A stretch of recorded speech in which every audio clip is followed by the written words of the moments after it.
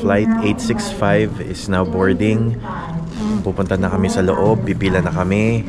Let's go to Gimpo.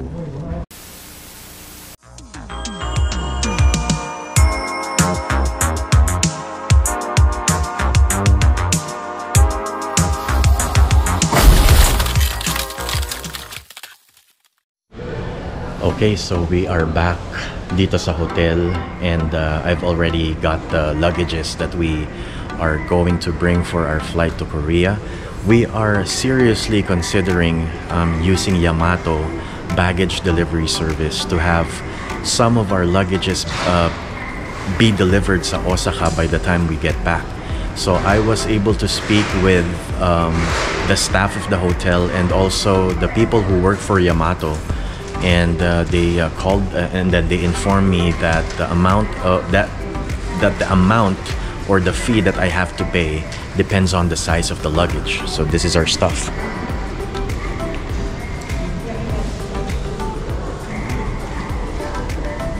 So what I plan to be delivered is this big luggage over here. This is the creme de la creme of the luggages that we have. These are all carry-ons, and we can bring that to Korea. Also, nahandyan din kasi lahat ng mga items that we need for our trip, like probably the clothes and everything that we need sa trip namin sa Korea. So this might probably the only luggage that we are going to have it delivered, para hindi na namin bit-bit all the time. So, inaantay ko na lang sila to get back kasi nagpunta sila sa restroom. And after this, we're going to Yamato and tingnan natin if we can avail of the baggage delivery service for a minimal fee.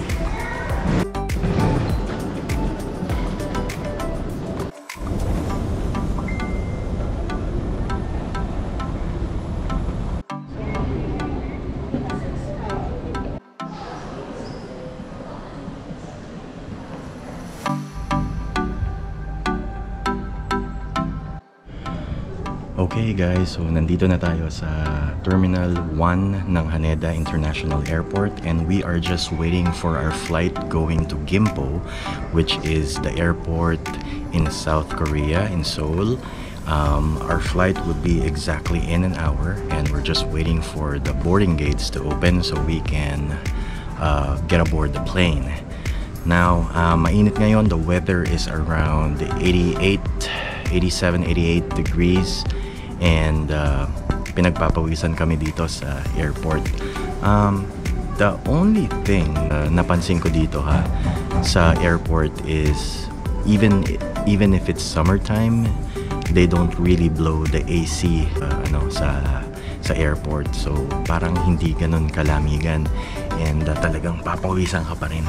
So mainit talaga. And honestly, summertime is really the worst weather for me kasi it's sweaty, it's humid, and it's really uncomfortable. It's sticky, everything. You know, for me, Japan is really a good place to visit pagka winter time, springtime, tsaka fall. Yan yung mga best seasons na pwede kayong magpunta dito sa Japan. But again, we're going to Seoul. We're going to spend like 2 to 3 days over there, and let's see kung ano ang meron doon. Ito yung maganda pagka maaga kayong nakarating sa airport.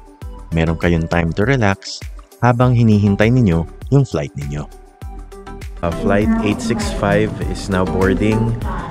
Pupunta na kami sa loob, pipila na kami. Let's go to Gimpo. Ito, the K-popper. Okay, see you in a bit. See you, Seoul, South Korea.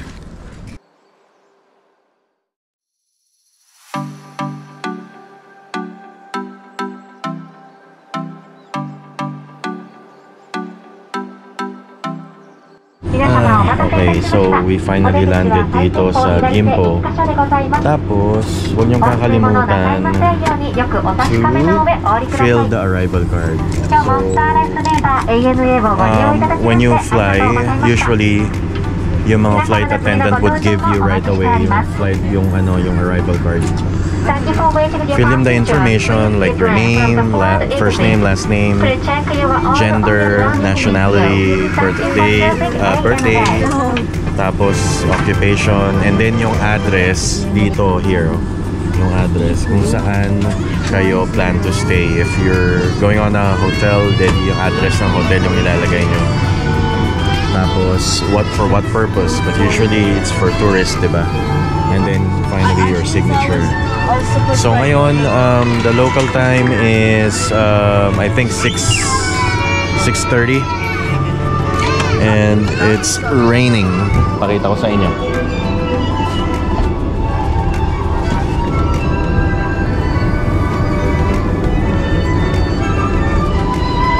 So umuulan. Hindi namin alam kung makakaikot kami mamayang gabi, but we will see if the weather would be better later on. Tingnan natin. Labas muna kami dito sa eroplano at lahat excited na.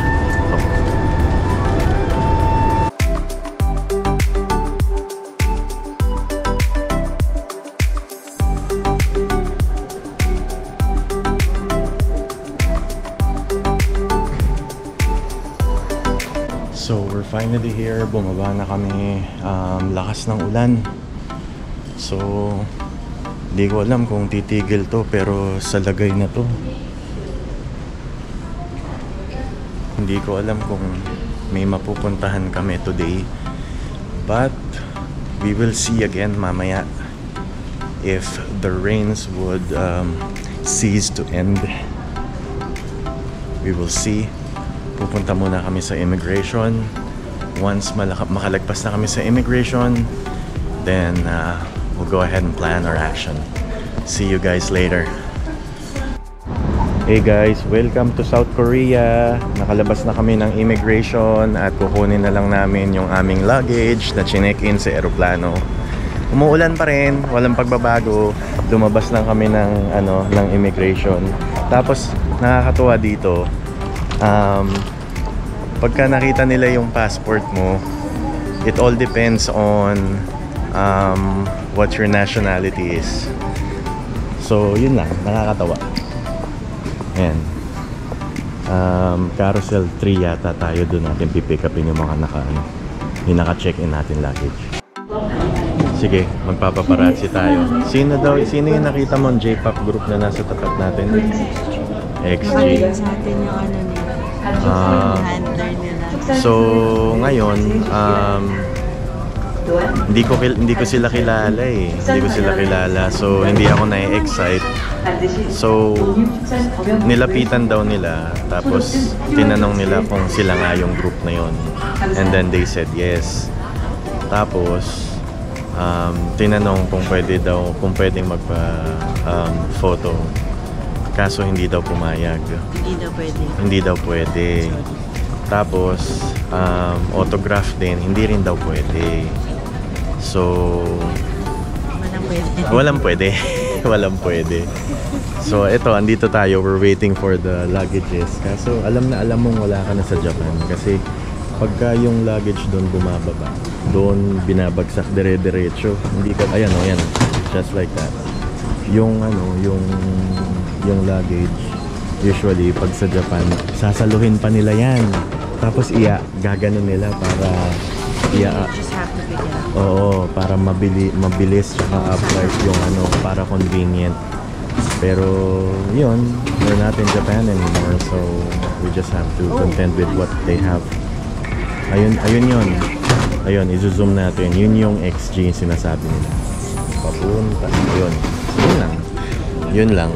Hindi ko naman sila kilala, so hindi ako na-excite sa kanila.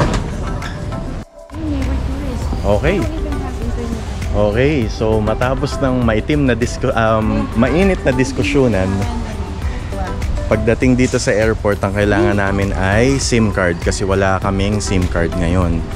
So I think hanggang ngayon umuulan pa rin sa labas. So kuha muna kami ng SIM card para meron kaming connectivity. Siguro doon I don't know, marami. Pero tingnan natin kung ano. Bale, it took a while before we got our check-in luggages kasi dahil siguro sa umuulan, inclement weather, nahirapan silang ilabas ng maayos yung mga check-in luggages natin. Pero we got it. 1, 2, and 3, tag-iisa kami. And then yung isa naming malaking luggage, yun nga yung pina-Yamato namin.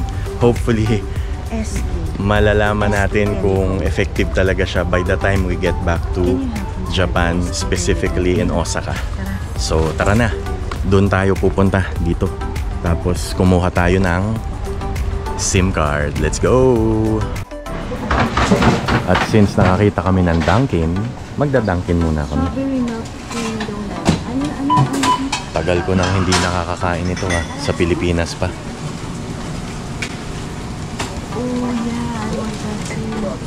Berry strawberry donut. Ayan yung menu nila. Ewan ko kung pareho, pero parang hindi ka pareho. Hindi niliwa. Okay, so nakakuha na kami ng SIM card. Ngayon, we had two options since umuulan siya. Option 1 is to take the cab to the hotel, and option number 2 is to take the train. So we opted for option number 2 kasi it's not too far from here.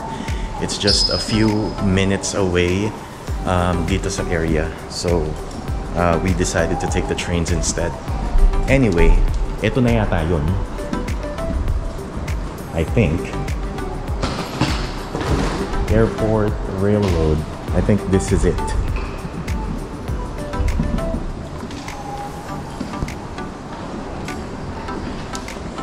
So, tignan natin kung paano tayo makakasakay.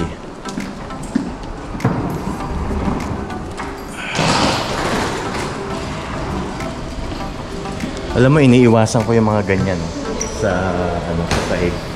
Alam naman natin what are those for, but it's a total hassle for your luggage wheels. So, as much as possible, avoid them. Reloading has been completed.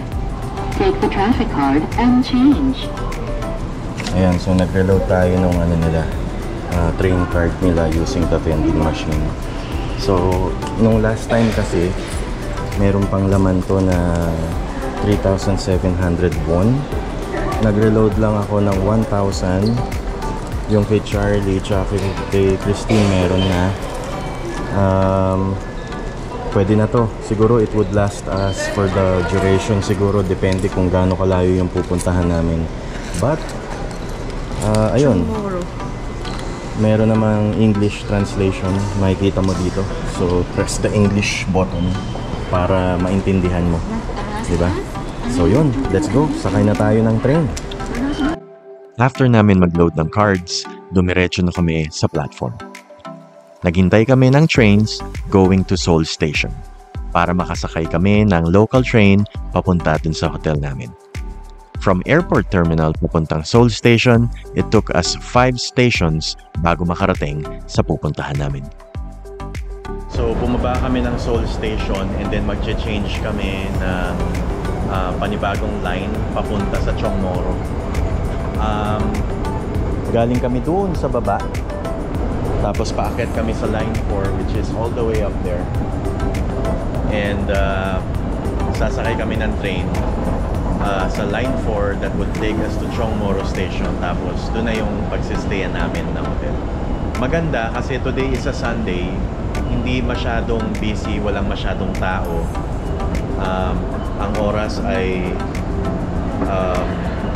wait lang hindi ko alam yung oras eh. It's 8:26 na ng gabi, so I feel that everybody is already settled down at home because meron ng work kinabukasan, so hindi na masyadong busy talaga. So let's go, sasakay na tayo ng line 4 papuntahan Chongmoro. Hello, we finally arrived here in our place of stay. This is near Myeongdong. This is a place called Chongmoro, and the weather is still the same. It's still raining, and it is actually projected to rain for the next few days, and it would be raining until the time that we leave for Japan again. So it's not gonna be the weather is not gonna be in our favor. So we are clueless on how we can get around and do the things that we have purchased, like the tour